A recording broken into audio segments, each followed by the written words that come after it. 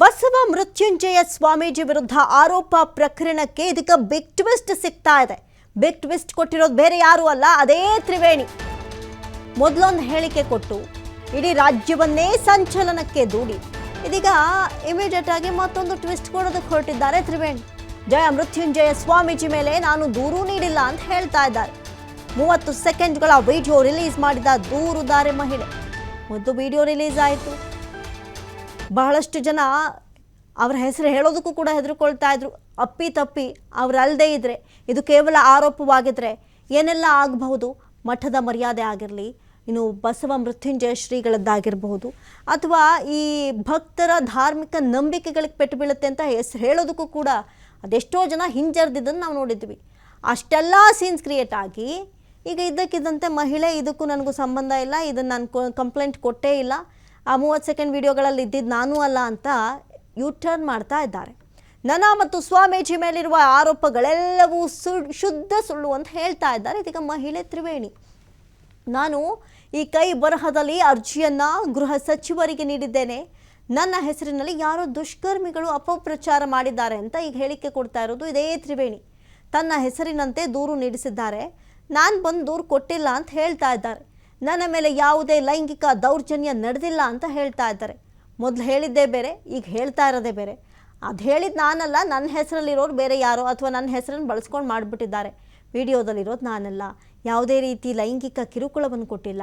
ಇದರ ಜೊತೆಗೆ ಅವ್ರ ಮೇಲೆ ನನಗೆ ಅಪಾರವಾದಂಥ ಭಕ್ತಿ ಇದೆ ಅಂತ ಇದಕ್ಕಿದ್ದಂತೆ ಈ ದೂರುದಾರ ಏನಿದ್ದಾರೆ ತ್ರಿವೇಣಿ ಉಲ್ಟಾ ಹೊಡಿತಾ ಇದ್ದಾರೆ.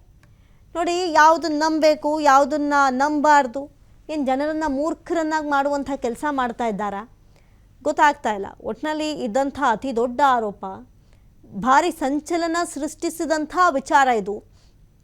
ಆರೋಪಕ್ಕೆ ಇದೀಗ ದೂರುದಾರನೇ ಉಲ್ಟಾ ಹೊಡಿತಾ ಇರೋದು ಮತ್ತಷ್ಟು ಅನುಮಾನಗಳನ್ನು ಹುಟ್ಟಾಕ್ತಾ ಇದೆ. ಜೊತೆಗೆ ಈಕೆನೇ ಮೊದಲು ಹೇಳಿದ್ಲ, ಅಥವಾ ನಿಜವಾಗ್ಲೂ ಪಾಪ ಈಕೆಯ ಹೆಸರನ್ನು ಬಳಸ್ಕೊಂಡು ಯಾರಾದರೂ ಸುಳ್ಳು ಹೇಳಿಬಿಟ್ರ? ಎಲ್ಲರನ್ನೂ ಬಿಟ್ಟು ಜನ ಈಕೆಯನ್ನೇ ಯಾಕೆ ಟಾರ್ಗೆಟ್ ಮಾಡಿದ್ರೆ ಹಾಗಾದರೆ? ಅಥವಾ ಈ ದೂರುದಾರೆ ಸಿಚುಯೇಷನ್ ಎಲ್ಲ ನೋಡಿಕೊಂಡು ಒಂದಷ್ಟು ಕೋಟಿಗಟ್ಟಲೆ ಹಣದ ವಿಚಾರಕ್ಕೆ ಸಂಬಂಧಪಟ್ಟಂತೆ ಕೂಡ ಈಕೆ ದೂರನ್ನು ಕೊಟ್ಟಿದ್ಲು. ಈಗ ಇದ್ದಕ್ಕಿದ್ದಂತೆ ಉಲ್ಟಾ ಹೊಡೆದಿದ್ದಾಳೆ. ಈ ಬಗ್ಗೆ ಮತ್ತಷ್ಟು ಮಾಹಿತಿಯನ್ನು ಕೊಡ್ತಾರೆ ದೂರವಾಣಿ ಸಂಪರ್ಕದಲ್ಲಿ ಪ್ರತಿನಿಧಿ ಸಂತೋಷ್, ನಾವು ಈಗಾಗಲೇ ಈ ಪ್ರಕರಣ ಬಂದಾಗಿನಿಂದ ಬಹಳಷ್ಟು ಹೆದರ್ಕೊಂಡೆ ಎಷ್ಟೋ ಜನ ಹೆಸರನ್ನೇ ಹೇಳ್ತಾ ಇರಲಿಲ್ಲ. ಅಷ್ಟರ ಮಟ್ಟಿಗೆ ಯಾಕೆ ಬೇಕು ಅನ್ನುವಂಥ ಒಂದಷ್ಟು ವಿಚಾರ ಇತ್ತು. ಬಹುಶಃ ಇದು ಆರೋಪ ಆಗಿರಬಹುದು ಅಂತಲೂ ಹೇಳ್ತಾ ಇದ್ರು. ಸದ್ಯಕ್ಕೆ ದೂರುದಾರೆ ಇದ್ದಕ್ಕಿದ್ದಂತೆ ಉಲ್ಟಾ ಹೊಡೆಯೋದಕ್ಕೆ ಕಾರಣ ಏನು? ಅಮೃತ, ಈಗಾಗಲೇ ಏನು ವಿಜಯಪುರ ಗ್ರಾಮೀಣ ಪೊಲೀಸ್ ಠಾಣೆಯಲ್ಲಿ ಏನೋ ಪ್ರಕರಣ ದಾಖಲಾಗಿದೆ. ಎಫ್ಐಆರ್ ಸ್ವಾಮೀಜಿ ನೀಡಿರುವಂತ ಎಫ್ಐಆರ್ ಸಂಬಂಧ ಆರೋಪಿತೆ ತ್ರಿವೇಣಿ ಮತ್ತೆ ಇನ್ನುಳಿದ 4 ಜನರ ವಿರುದ್ಧ ಪ್ರಕರಣ ದಾಖಲಾಗಿರುವಂತದ್ದು. ಅವರಿಗೆ ಹುಡುಕಾಟವನ್ನ ಪೊಲೀಸರು ಮಾಡ್ತಾ ಇರುವಂತದ್ದು.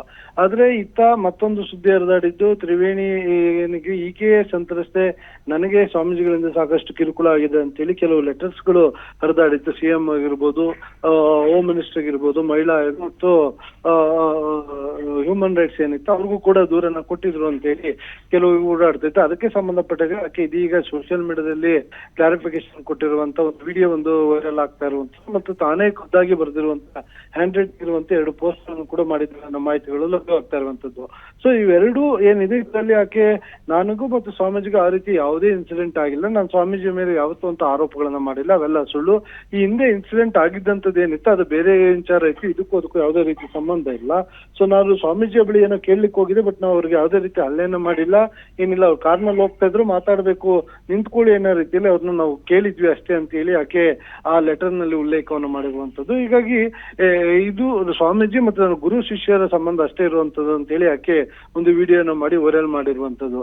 ಸೊ ಅಂದ್ರೆ ಇಲ್ಲಿ ಗಮನಿಸಿದ್ರೆ ಇಡೀ ಪ್ರಕರಣ ನೋಡಿದ್ರೆ ಯಾವ ದಿಕ್ಕಿಗೆ ತಿರ್ಕೊಳ್ತಾ ಇದೆ ಅನ್ನೋದು, ಒಂದು ಕಡೆ ಸ್ವಾಮೀಜಿ ಮೇಲೆ ಇದ್ದಂತಹ ಆರೋಪಗಳು, ಇನ್ನೊಂದು ಕಡೆ ಸ್ವಾಮೀಜಿ ಇವರು ಹಣಕ್ಕಾಗಿ ಡಿಮ್ಯಾಂಡ್ ಇಟ್ಟಿದ್ದಾರೆ ಅಂತ ಹೇಳಿ ಮಾಡಿದಂತ ಆರೋಪಗಳು, ಮತ್ತೆ ಈಕೆಯ ಪರಿಚಯ ಇರೋದ್ರ ಬಗ್ಗೆ ಕೂಡ ಅವ್ರು ಹೇಳಿದ್ರು. ಇಂತಹ ಒಂದು ಯಾವ್ದೋ ಕಾರ್ಯಕ್ರಮಕ್ಕೆ ಬಂದಾಗ ಖಾಸಗಿ ಫೌಂಡೇಶನ್ ಇತ್ತು, ಅದಕ್ಕೊಂದಿಷ್ಟು ಸಹಾಯವನ್ನು ಮಾಡಬೇಕು ಅಂತ ಹೇಳಿ ಆಕೆ ಬಂದ ನಂತರ ಈ ರೀತಿಯಾಗಿ ಕಿರುಕುಳನ ಹಣಕ್ಕೆ ಡಿಮ್ಯಾಂಡ್ ಅನ್ನ ಮಾಡಿದ್ರು ಅಂತೇಳಿ ಎಫ್ಐಆರ್ ಅನ್ನು ಕೂಡ ಅವರು ದಾಖಲು ಮಾಡಿದ್ರು. ಸೊ ಇವೆಲ್ಲವೂ ನೋಡಿದ್ರೆ ಎಲ್ಲೋ ಒಂದ್ ಕಡೆ ಈಕೆ ಉಲ್ಟಾ ತಿರುಗ್ತಾ ಇದ್ದಾಳ ಅನ್ನೋದು ಒಂದು ಕಡೆ ಈಗ ಅನುಮಾನಗಳು ಕಾಣ್ತಾ ಇರುವಂತದ್ದು. ಯಾಕಂತ ಹೇಳಿದ್ರೆ ಆಕೆಯ ವಿರುದ್ಧ ಎಫ್ಐಆರ್ ಆಗಿದೆ, ಯಾವುದೇ ಕ್ಷಣದಲ್ಲೂ ಆಕೆಯನ್ನು ಬೇಕಾದ್ರೆ ಬಂಧಿಸಬಹುದು.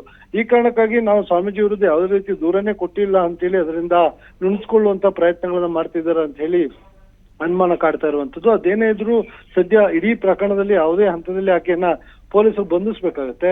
ಇಲ್ಲಿ ಗಮನಿಸಬೇಕಾಗಿರುವಂತ ಅಂಶಗಳು ಇಷ್ಟೇ. ಪೊಲೀಸರಿಗೆ ಆಕೆಯನ್ನ ಈಗಾಗಲೇ ಪ್ರಕರಣ ದಾಖಲಾದ್ಮೇಲೆ ಹುಡುಕಾಟವನ್ನ ಮಾಡ್ತಿದ್ದಾರೆ. ಪೊಲೀಸರಿಗೆ ಮಾತ್ರ ಆಕೆ ಸಿಕ್ಲಿಲ್ಲ. ಆದ್ರೆ ಆಕೆ ವಿಡಿಯೋ ಮಾಡಿ ಸೋಷಿಯಲ್ ಮೀಡಿಯಾದಲ್ಲಿ ಧೈರ್ಯವಾಗಿ ಹರಿಬಿಟ್ಟಿರುವಂತದ್ದು ಇದ್ರಲ್ಲಿ ಇದು ಅಚ್ಚರಿ ಮೂಡಿಸಿದೆ. ಪೊಲೀಸರಿಗೆ ಸಿಗ್ಬೇಕಿರುವಂತ ಆಕೆ 3-4 ದಿನಗಳಲ್ಲಿ ನಾನು ಮುಂದೆ ಬರ್ತೀನಿ, ಪೊಲೀಸರ ಮುಂದೆನೂ ಬರ್ತೀನಿ ಮತ್ತು ಮಾಧ್ಯಮಗಳ ಮುಂದೆನೂ ಕೂಡ ಬಂದು ನಾನು ಹೇಳಿಕೆಗಳನ್ನು ಕೊಡ್ತೀನಿ ಅಂತ ಹೇಳಿ ವಿಡಿಯೋನ ಮಾಡಿ ಹರಿಬಿಟ್ಟಿರುವಂತದ್ದು ಎಲ್ಲರಿಗೂ ಕೂಡ ಕುತೂಹಲ ಕೆಳಿಸಿರುವಂತದ್ದು. ಪೊಲೀಸರು ಇನ್ನಾದ್ರೂ ಆಕೆಯನ್ನ ಬಂಧಿಸ್ತಾರೆ, ಇಲ್ಲ ಆಕೆಯ ಬೆನ್ನಿಂದ ಯಾರಾದ್ರೂ ಅಷ್ಟು ಪವರ್ಫುಲ್ ಆಗಿ ಆಕೆಗೆ ಯಾರಾದ್ರೂ ಸಪೋರ್ಟ್ ಅನ್ನ ಮಾಡ್ತಾ ಇದಾರ, ಪ್ರಭಾವವನ್ನು ಬೀರಿದ್ರೆ ಆಕೆನ ಬಂಧಿಸೋ ರೀತಿ ಇಲ್ಲ ಅನ್ನೋ ಅನುಮಾನಗಳು ಕೂಡ ಕಾಣ್ತಾ ಇರುವಂತದ್ದು. ಒಟ್ಟಾರೆಯಾಗಿ ಇಡೀ ಪ್ರಕರಣ ಮುಂದಿನ ದಿನಗಳು ಏನಾಗುತ್ತೆ ಅನ್ನೋದು ಕಾಯ್ದು ನೋಡ್ಬೇಕಾಗುತ್ತೆ. ಅಮೃತ, ಸಂತೋಷ್, ಈಗಾಗಲೇ ದಿನಕ್ಕೊಬ್ರು ಸ್ವಾಮೀಜಿದ್ ಏನೇನಾದ್ರೂ ಒಂದು ವಿಚಾರಗಳು ಬಟ್ಟಾಬಯಲಾಗುತ್ತೆ. ಮೊದಲೇ ಭಕ್ತರಿಗೆ ಆತಂಕ, ಯಾರನ್ನ ನಂಬಬೇಕು ಯಾರನ್ನ ಬಿಡ್ಬೇಕು ಅಂತ ಗೊತ್ತಾಗ್ತಾ ಇಲ್ಲ. ಆದ್ರೆ ಈಕೆ ಮೊದಲೇ ಒಂದು ಸ್ಟೇಟ್ಮೆಂಟ್ ಕೊಟ್ಟು ಈಗ ಇನ್ನೊಂಥರ ಸ್ಟೇಟ್ಮೆಂಟ್ ಕೊಡೋದು ಅಥವಾ ನಾಳೆ ನಾಡಿದ್ದು ಮತ್ತೊಂದು ಸ್ಟೇಟ್ಮೆಂಟ್ ಕೊಡೋದು, ಇದು ಭಕ್ತರಲ್ಲಿ ಒಂದಷ್ಟು ಗೊಂದಲ ಉಂಟು ಮಾಡಲ್ವಾ? ಅಮೃತ, ಅದು ಭಕ್ತರಿಗೂ ಈ ಪ್ರಕರಣಕ್ಕೂ ಒಂದು ಕಡೆ ಈಗಾಗಲೇ ಸ್ವಾಮೀಜಿ ಈ ಇನ್ಸಿಡೆಂಟ್ ಆದ ಬಳಿಕ ಸಾಕಷ್ಟು ಜನ ಅವ್ರ ಮೇಲೆ ಆರೋಪಗಳನ್ನ ಮಾಡಿರುವಂತದ್ದು, ಅದ್ರ ಜೊತೆಗೆ ವಿಜಯಾನಂದ ಕಾಶ್ಯಪ್ಪನವರು ಕೂಡ ಸ್ವಾಮೀಜಿ ಮೇಲೆ ಬೇರೆ ಬೇರೆ ಆರೋಪಗಳನ್ನ ಮಾಡಿದ್ರು ಕೂಡ ನಾವು ಗಮನಿಸ್ತೇವೆ. ಆದ್ರೆ ಈ ಪ್ರಕರಣದಲ್ಲಿ ಪೊಲೀಸರ ತನಿಖೆಗೆ ಇದು ಯಾವುದೂ ಕೂಡ ಭಾವನಾತ್ಮಕವಾಗಿ ಸಂಬಂಧ ಇರೋದಿಲ್ಲ. ಯಾಕಂತೇಳಿ ಪೊಲೀಸರಿಗೆ ಏನಿದ್ರು ಅವ್ರಿಗೆ ಸಾಕ್ಷ್ಯಾಧಾರಗಳು ಇರ್ಬೇಕಾಗುತ್ತೆ. ಸಾಕ್ಷ್ಯಾಧಾರಗಳು ಇದ್ರಷ್ಟೇ ಇಲ್ಲಿ ಅವರು ಏನಾದ್ರು ಕ್ರಮವನ್ನ ತೆಗೆದುಕೊಳ್ಳಿಕ್ಕೆ ಸಾಧ್ಯ ಇರುತ್ತೆ.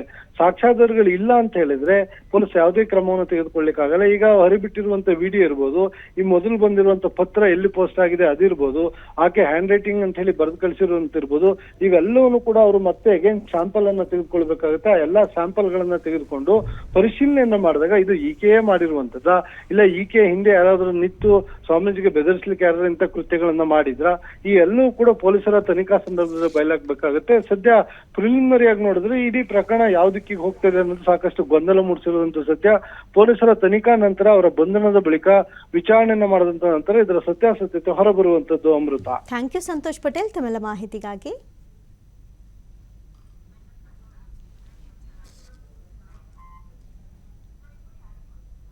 ನಾನು ಟ್ರೀಟ್ಮೆಂಟ್ ಅಲ್ಲಿ ಇದ್ದೀನಿ. 4ರಿಂದ 5 ದಿನ ನಾನು ಬಂದು ಎಲ್ಲಾ ಸತ್ಯತೆಗಳನ್ನು ನಾನೇ ಹೇಳ್ತೇನೆ. ವೇಣಿ ಮಾತಾಡ್ತಾ ಇರೋದು. ನನ್ನ ಮತ್ತು ಜಯ ಮೃತ್ಯುಂಜಯ ಸ್ವಾಮಿಗಳ ಮೇಲಿನ ಆರೋಪ ಅಪವಾದ ಎಲ್ಲವೂ ಶುದ್ಧ ಸುಳ್ಳು. ನಾನು ಈಗ ನನ್ನ ಕೈಬರಹದಲ್ಲಿ ಅರ್ಜಿಯನ್ನು ಕೊಟ್ಟಿದ್ದೇನೆ. ಯಾರ್ಯಾರು ಕೊಟ್ಟಿದ್ದೀನಿ ಅಂದ್ರೆ ಗೃಹ ಸಚಿವರ ಕಾರ್ಯಾಲಯ, ಮುಖ್ಯಮಂತ್ರಿಗಳ ಕಚೇರಿ, ಮಹಿಳಾ ಆಯೋಗ, ಕರ್ನಾಟಕ ಎಲ್ಲಾ ಮಾಧ್ಯಮಗಳಿಗೆ, ಬಿಜಾಪುರ ಪೊಲೀಸ್ ಠಾಣೆ, ಬನಶಂಕರಿ ಪೊಲೀಸ್ ಠಾಣೆಗೆ ಇಮೇಲ್ ಮಾಡಿದ್ದೀನಿ. ನಾನು ಟ್ರೀಟ್ಮೆಂಟ್ ಅಲ್ಲಿ ಇದ್ದೀನಿ. 4ರಿಂದ 5 ದಿನ ನಾನು ಬಂದು ಎಲ್ಲಾ ಸತ್ಯತೆಗಳನ್ನು ನಾನೇ ಹೇಳ್ತೇನೆ.